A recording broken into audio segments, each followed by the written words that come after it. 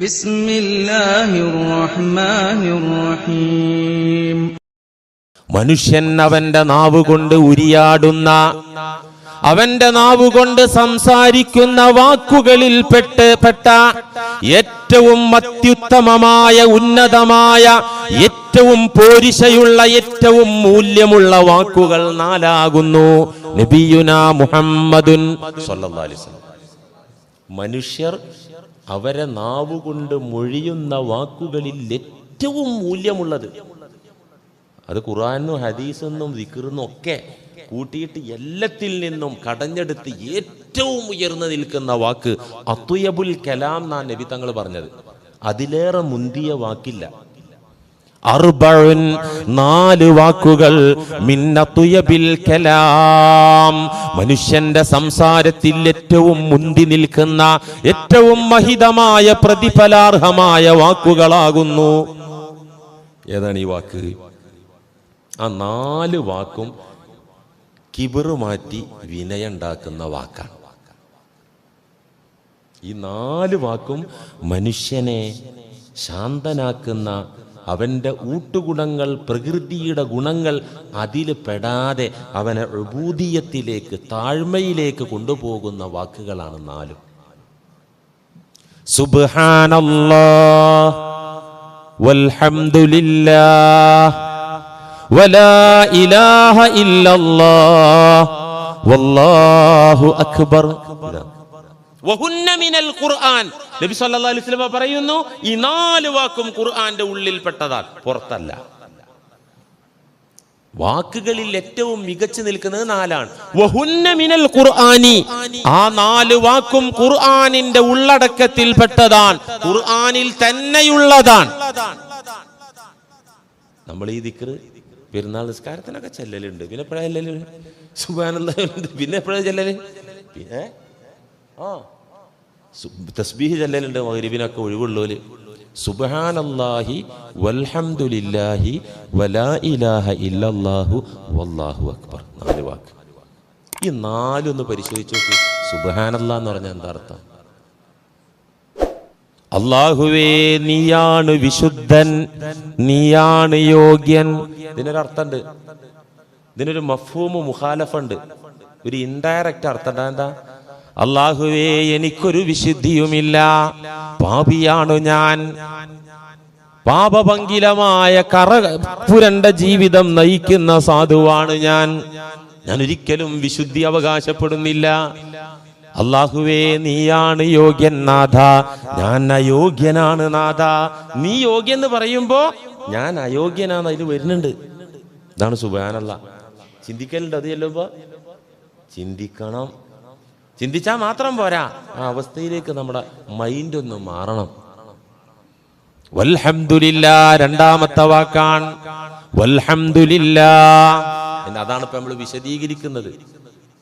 ഞാനൊരു സ്തുതിക്കും ഒരു വാഴ്ത്തലിനും പ്രകീർത്തനത്തിനും ഞാനല്ല യോഗ്യൻ, അതൊക്കെ നീയാകുന്നു. ലാ ഇലാഹ ഇല്ലല്ലാഹ്, ആരാധനർക്കർഹനായിട്ടുള്ളവൻ, റബ്ബായിട്ടുള്ളവൻ നീ മാത്രം. ലാ ഇലാഹ ഇല്ലല്ലാഹ് എന്ന് പറഞ്ഞ എന്താ അർത്ഥം?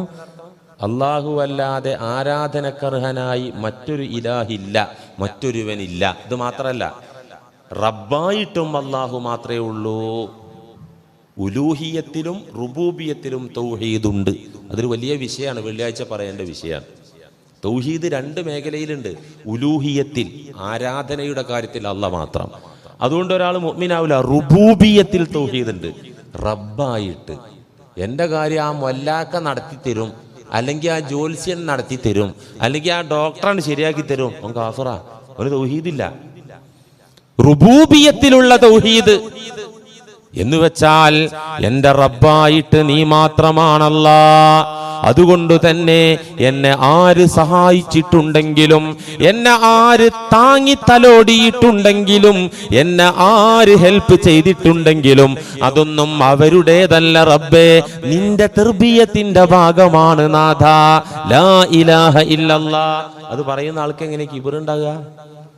അത് പറയുന്നവൻ വിനയാന്വിതനായിരിക്കും. കെലിമ പറയേണ്ട വിധം പറഞ്ഞവൻ തീർച്ച വിനയാന്വിതനായിരിക്കും. പ്രിയമുള്ള മുഅ്മിനീങ്ങളെ, ഞാൻ വലിയ പള്ളിയിലെ ഖത്തീബാണ്, ഞാൻ വലിയ വയലറിന ആളാണ്, അല്ലെങ്കിൽ ഞാൻ വലിയ കമ്മിറ്റിക്കാരനാണ്, ഒരു രക്ഷയില്ല. ഈ പറഞ്ഞ ക്വാളിഫിക്കേഷനൊക്കെ ഉണ്ടെങ്കിലേ സലാമത്തുള്ളൂ. ഇല്ലെങ്കിൽ ചിലപ്പോൾ നാട്ടുകാരെ ബഹുമാനോ ആട്ടോ തുപ്പോ അംഗീകാരമൊക്കെ കിട്ടും.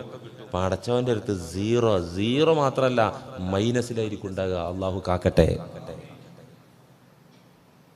ലാ ഇലാഹ ഇല്ലല്ലാഹ് വല്ലാഹു അക്ബർ.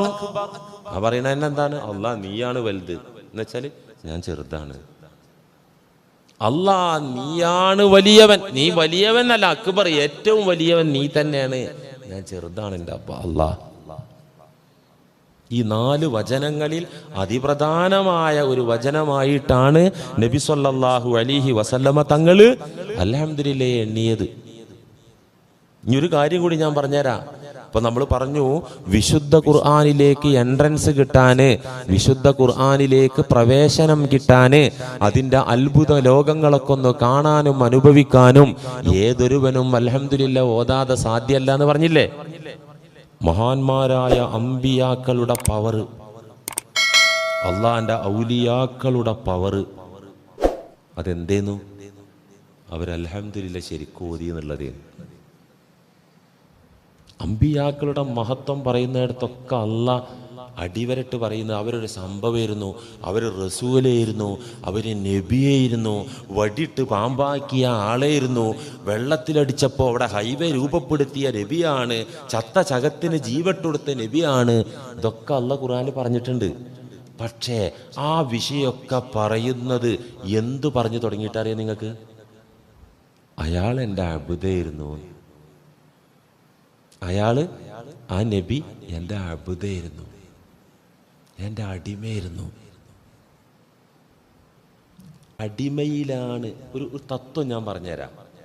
ഈ അള്ളാഹു ഈ പ്രപഞ്ചത്തിൽ എല്ലാ വസ്തുക്കളും ഇണതുണകളായിട്ടാണ് പഠിച്ചത്. എല്ലാ വസ്തുവും, ആകാശവും ഭൂമിയും, ആണും പെണ്ണും, ഇരുട്ടും വെളിച്ചും, വെള്ളവും തീയും, കരയും കടലും, എല്ലാം സുബ്ഹാനല്ലദീ